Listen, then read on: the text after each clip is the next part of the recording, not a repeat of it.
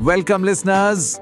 आज का टॉपिक है कोर्स MPA 012 एडमिनिस्ट्रेटिव थियरी का यूनिट 6, जिसमें हम बात करेंगे एक बहुत ही इंपॉर्टेंट थिंकर मैक्स वेबर और उनके ब्यूरोक्रेसी के सिद्धांत पर। तो चलिए शुरू करते हैं। देखिए, एक बहुत बड़ा सवाल है ना, कि ये जो बड़ी बड़ी सरकारें हैं, जायंट कॉरपोरेशंस हैं, और हम जिस मॉडर्न सोसाइटी में रहते हैं, ये सब इतने बड़े स्केल पर इतने एफिशिएंटली काम कैसे करते हैं।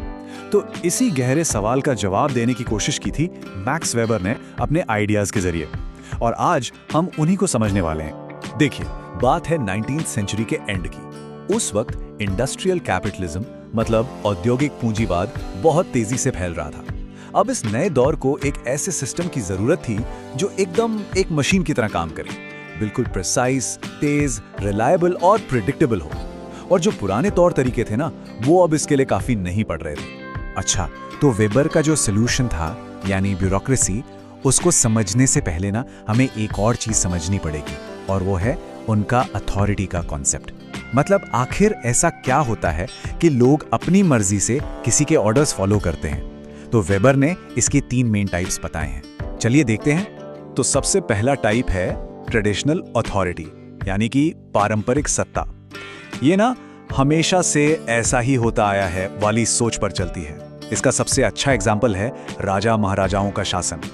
यहाँ लोग राजा के प्रति वफादार होते हैं, उसके पद या कुर्सी के प्रति नहीं। फिर दूसरा टाइप है कैरिज्मेटिक अथॉरिटी, जिसे हम कह सकते हैं करिश्माई सत्ता। ये पूरी तरह से एक लीडर के पर्सनल चार्म, उनके कैरिज्मा और उनके विजन पर डिपेंड करती है। लोग उन्हें इसलिए फॉलो करते हैं क्योंकि उन्हें उस इंसान में कुछ एक्स्ट्राऑर्डिनरी दिखता है। और अब आता है तीसरा और सबसे इंपॉर्टेंट टाइप, वो जो आज की मॉडर्न दुनिया को डिफाइन करता है। यह है लीगल रैशनल अथॉरिटी, यानी कानूनी तर्क संगत सत्ता। यहां लॉयल्टी किसी इंसान के लिए नहीं होती, बल्कि लॉज और रूल्स के एक इम्पर्सनल सिस्टम के लिए होती है। तो अब यहां इन तीनों टाइप्स के बीच का जो फर्क है वो बिल्कुल क्रिस्टल क्लियर हो जाता है। और ये जो शिफ्ट है ना, ट्रेडिशनल और करिज्मेटिक से लीगल रैशनल बेसिस की तरफ, यही वो चाबी है जिससे ब्यूरोक्रेसी का ताला खुलता है। इसे समझना बहुत जरूरी है। तो वेबर का आर्गुमेंट ये था कि भाई, ये जो लीगल रैशनल अथॉरिटी है ना, यही सबसे एफिशिएंट है, और इसी फाउंडेशन पर खड़ी होती है उनकी आइडियल ब्यूरोक्रेसी। एक ऐसी एडमिनिस्ट्रेटिव मशीन जो एकदम प्रिसाइज हो, रैशनल हो और बिना किसी भेदभाव के काम करे। तो सवाल ये है कि ये मशीन आखिर दिखती कैसी है, इसके पार्ट्स क्या हैं? तो वेबर ने बताया कि इस सिस्टम में पहली बात तो काम कंटिन्यूअसली रूल्स के हिसाब से चलता है। दूसरी बात, एक क्लियर हायरार्की होती है, मतलब कौन किसे रिपोर्ट करेगा ये तय होता है। और सबसे जरूरी, हर चीज रिटन डॉक्यूमेंट्स में होती है ताकि कोई कंफ्यूजन की गुंजाइश ही ना बचे। और हाँ, इस मशीन को चलाने वाले लोग यानी ऑफिशियल्स, वो अपने पर्सनल मर्जी से काम नहीं करते। उन्हें उनकी क्वालिफिकेशंस और ट्रेनिंग के बेसिस पे अपॉइंट किया जाता है। उनका काम एक फुल टाइम जॉब होता है, एक प्रॉपर करियर जिसमें प्रमोशन के भी रूल्स एकदम साफ होते हैं। अब इन फीचर्स को ना हम 7 एसेंशियल एलिमेंट्स में बांट सकते हैं जिनसे ये पूरी मशीन चलती है। एक एक करके समझते हैं। पहला, इम्पर्सनल ऑर्डर, मतलब office is important, the person is not. दूसरा, रूल्स, हर काम का बेस। तीसरा, स्फीयर ऑफ कॉम्पिटेंस, सबकी duties and authority clearly define है। चौथा, हायरार्की, यानी एक क्लियर चेन ऑफ कमांड। पांचवा, ऑफिस और पर्सनल प्रॉपर्टी का सेपरेशन। छठा, रिटन डॉक्यूमेंट्स, जो कि एडमिनिस्ट्रेशन का दिल है। और सातवां, मोनोक्रेटिक टाइप, जिसका मतलब है कि सिस्टम का अपने फंक्शंस पर मोनोपोली होती है। तो सुनने में और कागज पर तो ये मशीन एकदम परफेक्ट लगती है ना? प्रिसाइज, स्टेबल और सुपर एफिशिएंट। लेकिन क्या असल दुनिया में ये हमेशा ऐसे ही काम करती है? बड़ा सवाल है। और यहीं से वेबर के मॉडल की क्रिटिसिज्म्स यानी आलोचनाएं शुरू होती हैं।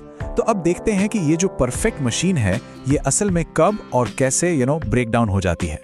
एक सोशियोलॉजिस्ट थे, रॉबर्ट मर्टन। उन्होंने एक बहुत ही इंटरेस्टिंग पैराडॉक्स की तरफ इशारा किया। उन्होंने कहा कि ब्यूरोक्रेसी की जो सबसे बड़ी स्ट्रेंथ है ना, वही उसकी सबसे बड़ी वीकनेस भी बन सकती है। तो मर्टन का मेन पॉइंट ये था कि रूल्स पर इतना ज्यादा फोकस कभी कभी रेड टेप यानी लाल फीताशाही में बदल जाता है। मतलब रूल्स फॉलो करना गोल बन जाता है, काम पूरा करना नहीं। और सिर्फ मर्टन ही नहीं, फिलिप सेल्जनिक जैसे थिंकर्स ने भी बताया कि कैसे ऑर्गेनाइजेशन के अंदर छोटे छोटे ग्रुप्स अपने ही गोल बना लेते हैं, जो मेन गोल से अलग हो सकते हैं। और ये भी बताया गया कि अथॉरिटी और प्रोफेशनल स्किल ये हमेशा साथ साथ चलें, ये भी जरूरी नहीं है। अच्छा, तो इतनी सारी वैलिड क्रिटिसिज्म्स के बाद भी वेबर की थियरी आज भी अनबिलीवेबली इन्फ्लुएंशियल है। तो सवाल ये उठता है कि भाई इतनी सारी कमियों के बावजूद ये आज भी इतनी रेलेवेंट क्यों है? Why does it still matter? Well, इसकी सीधी सी सच्चाई ये है कि लार्ज स्केल ऑर्गेनाइजेशंस को चलाने के लिए, चाहे वो सरकारें हों या फिर गूगल और अमेज़न जैसी जायंट ग्लोबल कंपनीज, हमारे पास आज तक इससे बेहतर कोई वर्केबल अल्टरनेटिव आया ही नहीं है। आप सोच कर देखिए, चाहे कैपिटलिस्ट सोसाइटी हो या सोशलिस्ट, इन ब्यूरोक्रेटिक स्ट्रक्चर्स के बिना क्या बड़े बड़े वेलफेयर प्रोग्राम्स, डेवलपमेंट प्रोजेक्ट्स और डे टू डे एडमिनिस्ट्रेशन चलाना पॉसिबल है?